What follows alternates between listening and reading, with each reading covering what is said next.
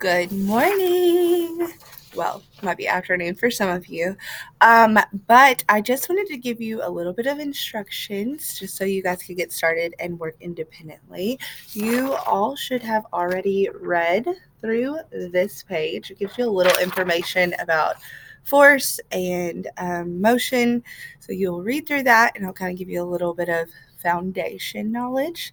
Then you are going to go ahead and get started with a new round of stations. Before you do that, you'll just go to the next page after your yesterday stations.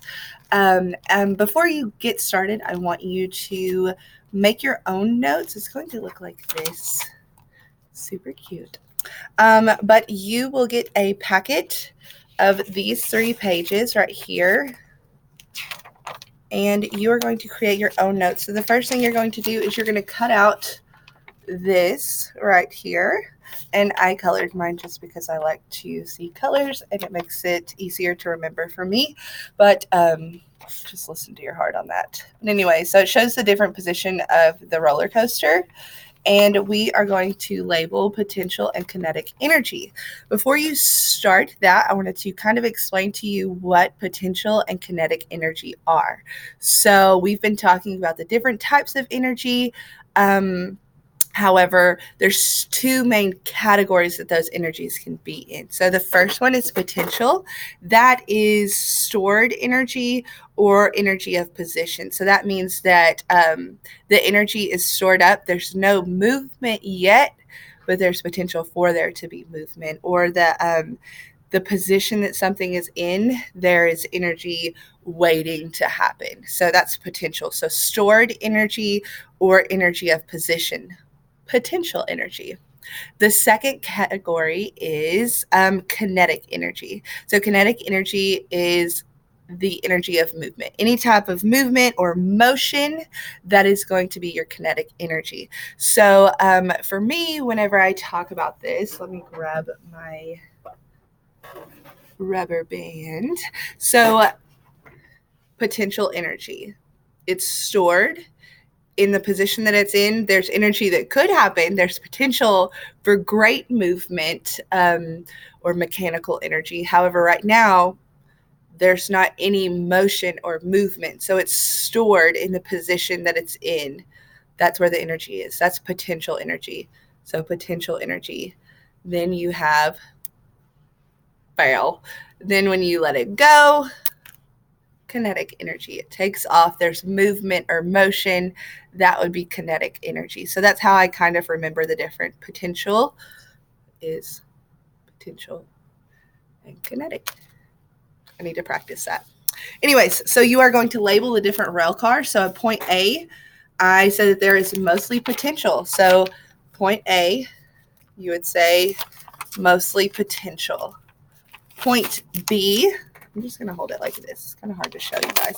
Point B, it is losing potential energy. So right here, point A, sorry, I'll show you. Point A, it's stored up energy. There's no actual movement, but there's potential for it.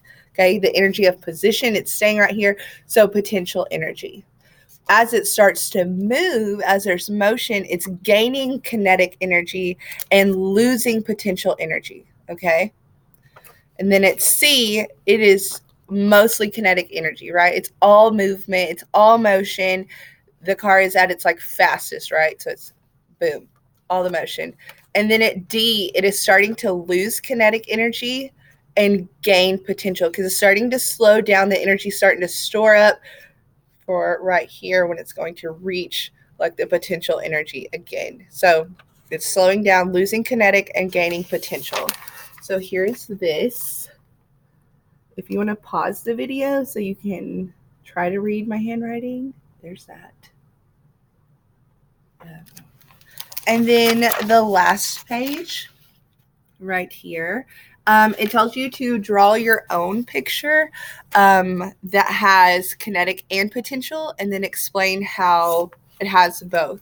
So for me, there's potential energy. I drew a mousetrap. There's potential energy when the mousetrap is set. And then when it goes off, that's kinetic energy. So it's stored up whenever the spring is pulled back. There's stored energy in the position that it's in.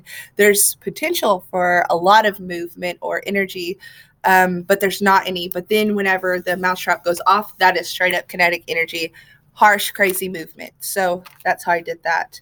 Then you are going to make your way through the stations. There's more vocabulary right here. And then there is this right here. This is a